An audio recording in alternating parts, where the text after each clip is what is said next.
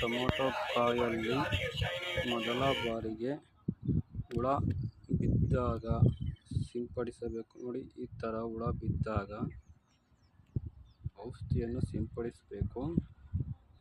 ಇಲ್ಲಾಂದರೆ ಟೊಮೊಟೊ ಕಾಯಿಗಳು ಹುಳ ಬಿದ್ದು ಹಾಳಾಗಿ ಹೋಗುತ್ತವೆ. ಆಗ ಕರಾಟೆ 1 ಡ್ರಮ್ಗೆ 300 ml ಈ ಔಷಧಿಯನ್ನು ಸಿಂಪಡಿಸಬೇಕು. ಮತ್ತು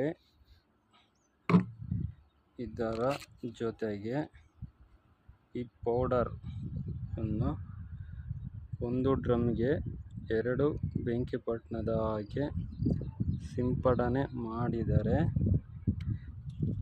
ಕಾಯಿ ಹುಳ ಬೀಳುವುದು ಕಮ್ಮಿ ಆಗುತ್ತಾ ಬರುತ್ತೆ. ಇದರಲ್ಲಿ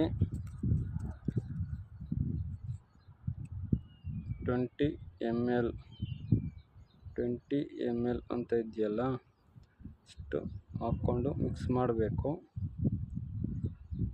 ಮಿಕ್ಸ್ ಮಾಡಿದ ನಂತರ ಇದನ್ನು ಗಿಡಕ್ಕೆ ಸಿಂಪಡಿಸಬೇಕು.